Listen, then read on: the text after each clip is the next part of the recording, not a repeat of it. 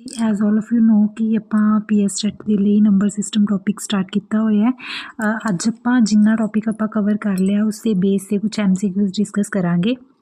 ਇਸੇ ਲਈ ਤੁਹਾਨੂੰ ਸਾਰਾ ਕਨਸੈਪਟ ਕਲੀਅਰ ਹੋਣਾ ਚਾਹੀਦਾ ਹੈ। ਫਸਟ ਕੁਐਸਚਨ ਹੈ ਵਿਚ is the smallest 2 digit prime number. ਆਪਣੇ ਕੋਲ ਪ੍ਰਾਈਮ ਨੰਬਰ ਕਿਹੜਾ ਹੁੰਦਾ ਹੈ ਜਿਹੜਾ ਇੱਕ 1 ਦੇ ਟੇਬਲ ਤੇ ਆਵੇ, ਇੱਕ ਆਪਣੇ ਆਪ ਦੇ ਟੇਬਲ ਤੇ ਆਵੇ। 15 ਤਾਂ ਆਪਣੇ ਕੋਲ 3 ਤੇ 5 ਦੋਨਾਂ ਦੇ ਟੇਬਲ 'ਚ ਆਉਂਦਾ ਹੈ, 1 ਦੇ 'ਚ ਤਾਂ ਆਉਂਦਾ ਹੀ ਹੈ, 1 3 5 ਦੇ ਤਿੰਨਾਂ ਦੇ ਟੇਬਲ ਦੇ ਵਿੱਚ ਆਉਂਦਾ ਹੈ।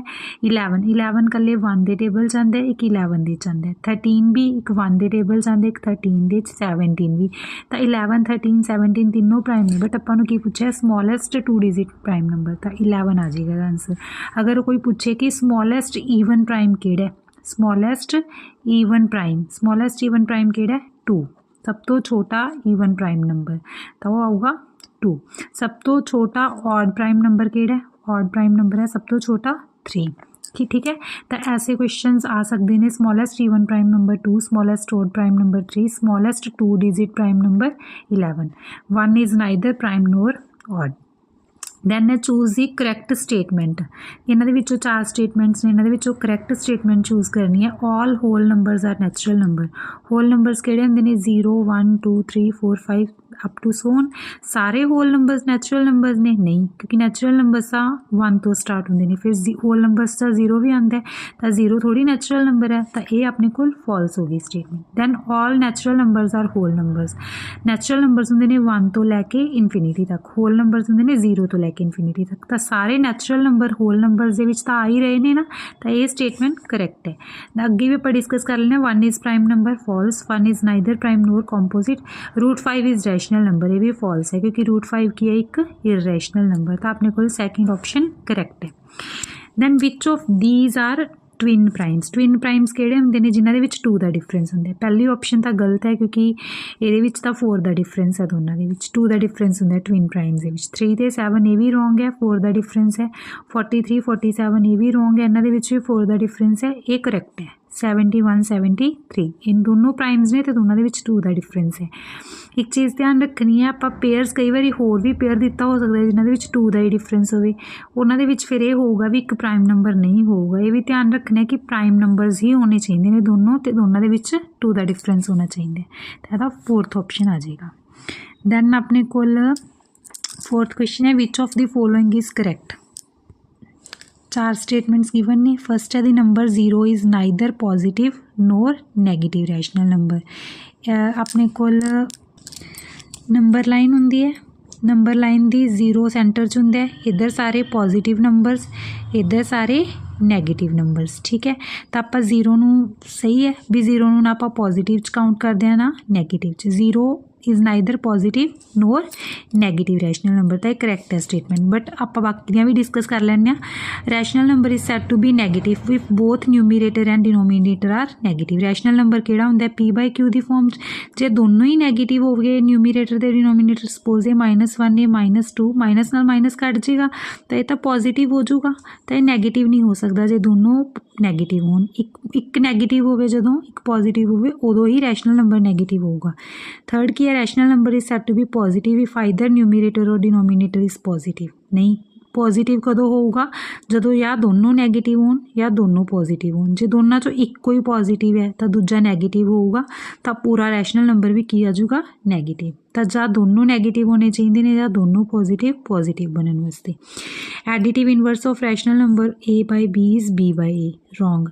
मल्टीप्लीकेटिव इनवर्स किता सी भी A/B का B/A हुंदा है। एडिटिव इनवर्स A/B का की होगा -A/B, साइन चेंज हो जाता है एडिटिव इनवर्स जो फाइंड आउट करना होंगे। तो मल्टीप्लीकेटिव इनवर्स होंदा है रेसिप्रोकल करके, तो यह भी रॉन्ग है। तो फर्स्ट ऑप्शन है जी करैक्ट है। नैक्सट क्वेश्चन है which of the following statements are true. अपने को इन्हां चों भी ट्रू स्टेटमेंट चूज़ करनी है। Sum of prime numbers can not be prime. First है कि 2 प्राइम नंबर्स का सम कदे भी प्राइम नहीं हो सकता। ये अपने को एग्जाम्पल होंदी है 2 + 3, 2 ते 3 की ने दोनों प्राइम नंबर्स ने, इन्हां दा सम की है 5 5 भी तो प्राइम है, तो दो प्राइम नंबर्स का सम तो 5 हो सकता है, प्राइम हो सकता है, तो ये अपने को रॉन्ग है स्टेटमेंट। सैकेंड की है 2 consecutive numbers can not be prime. 2 consecutive numbers again यही एग्जाम्पल आप देख सकते हैं, 2 भी प्राइम है 3 भी प्राइम है, दोनों कॉन्जिक्यूटिव ने, कॉन्जिक्यूटिव मतलब नाल वाले नंबर्स, तो ये दोनों प्राइम ने, तो ये भी स्टेटमेंट रॉन्ग होगी। ये कह रही है स्टेटमेंट कि 2 कॉन्जिक्यूटिव नंबर्स प्राइम नहीं हो सकते, पर हो सकते हैं। थर्ड की है product of 2 primes can not be prime. ये ट्रू है, 2 प्राइम नंबर्स की प्रोडक्ट प्राइम नहीं हो सकती। जिवें आपां 2 ते 3 की प्रोडक्ट करिए 6 आ गया, 6 प्राइम नहीं है। वैसे भी जो 2 नंबर्स की प्रोडक्ट हो के, जिवें हुण P ते Q की प्रोडक्ट होकर कोई M नंबर बन रहा है, सपोज ये दोनों प्राइम ने, तो ये प्राइम किवें हो सकता है, क्योंकि ये तो P नाल भी डिवाइड होगा, Q नाल भी डिवाइड होगा, तो जे कोई नंबर किसी होर नंबर नाल डिवाइड हो रहा है वो तो प्राइम होगा ही नहीं। तो 2 नंबर्स की प्रोडक्ट है जी वो कदे भी प्राइम नहीं हो सकती, 2 प्राइम्स की प्रोडक्ट कदे भी प्राइम नहीं हो सकती। 2 प्राइम्स का सम प्राइम हो सकता है पर प्रोडक्ट प्राइम नहीं हो सकती, ठीक है, कॉन्सैप्ट याद रखना है। Then a number and its successor always coprimes, ये भी करैक्ट है। देखो कोई भी नंबर है, को प्राइम्स किहड़े हुंदे ने जिन्हां च कोई कॉमन फैक्टर नहीं हुंदा। कोई भी 2 नंबर्स लै लो जिहड़े नाल वाले नंबर्स ने, जिहड़े सक्सैस एक नंबर ते उहदा सक्सैसर, इन्हां दोनां च कोई कॉमन फैक्टर नहीं होगा कदे भी, तो को प्राइम्स होणगे क्योंकि कॉमन फैक्टर ही नहीं हैगा। जिहड़े नाल वाले नंबर ने उन्हां च कोई भी कॉमन फैक्टर नहीं हुंदा। कोई भी एग्जाम्पल लैके देख लो, ठीक है, तो फिर वो दोनों की हुंदे ने को प्राइम्स। तो थर्ड ते फोर्थ करैक्ट है, ये अपने कोल थर्ड ऑप्शन है, third and fourth these are correct. जे पूछा होवे number and its predecessor these are always coprime, वो भी ट्रू होगा क्योंकि वो भी तो उस तो एक पहला वाला नंबर हो गया, ठीक है। तो यदि आऊगी option third and fourth. Then next question है sum of 2 irrational numbers is always rational, rational और irrational, irrational 1। Most important questions ने एवें दी, ठीक है। 2 इरेशनल नंबर्स का सम अगर आप √2 + √3 करिए, ये दोनों इरेशनल ने, इन्हां दा सम भी इरेशनल ही आऊगा। बट अगर आप √2 दे विच -√2 ऐड कर दिए, आंसर की आ जाऊगा 0 आ जाऊगा। 0 की है एक रैशनल नंबर है, तो 2 रैशनल नंबर्स इदा ऐड करके रैशनल भी बन सकता है, इरेशनल भी बन सकता है, डिपेंड करता है कि किहड़े 2 नंबर्स ने। तो 2 इरेशनल नंबर्स का सम रैशनल भी हो सकता है, इरेशनल भी हो सकता है। आपां कई बारी ऐसी एग्जाम्पल अपने माइंड च ही नहीं आती हैगी, आपां रैशनल इरेशनल का सम इरेशनल ही लिख दिंदे, बट इरेशनल का सम रैशनल भी हो सकता है जे इस टाइप के नंबर्स होण, ठीक है। दैन अपने कोल अगर पूछे डिफरेंस ऑफ 2 इरेशनल नंबर्स, अगर difference of 2 different irrational numbers पूछन कि 2 डिफरेंट इरेशनल नंबर्स का डिफरेंस की होगा, तो जिवें √2 -√3 करिए उन्हां दा डिफरेंस इरेशनल ही आऊगा। पर जे 2 सेम इरेशनल नंबर्स का डिफरेंस पूछन तो सेम का डिफरेंस कितना हो जाऊगा 0, तो उत्थे की आ जाऊगा answer rational. Product of 2 irrational numbers, इत्थे भी सेम केस ही है। अगर 2 डिफरेंट इरेशनल नंबर्स ने जिमें √2 ते √3, इन्हां दी प्रोडक्ट आऊगी √6, ये भी इरेशनल है। पर जे 2 सेम इरेशनल नंबर्स की प्रोडक्ट पूछन, सेम दी होगी 2, एक ही हो गया रैशनल। अगर सिंपली लिखा हो भी 2 इरेशनल नंबर्स की प्रोडक्ट, तो आप लिखांगे भी इरेशनल भी हो सकती है, रैशनल भी हो सकती है। जे क्या हो 2 डिफरेंट इरेशनल नंबर्स की प्रोडक्ट, उत्थे आऊगा आंसर कल्ला इरेशनल, क्योंकि 2 इरेशनल नंबर्स की प्रोडक्ट रैशनल उदों होगी जे दोनों नंबर सेम होण, ठीक है। दैन अपने कोल की है next question, it is based on divisibility rule. आपां नूं ये नंबर गिवन है, ये दिता होया कि 11 नाल डिविजिबल है, आपां फाइंड आउट करनी है वैल्यू P दी, ठीक है। 11 का डिविजिबिलिटी रूल की है, ऑड प्लेसिस वाले नूं अलग तो ऐड कर लीए तो ईवन वाले नूं अलग तो, पहला ऑड वाले नूं ऐड किया 9 + 1 10, 10 + 7 17, 17 + 8 25।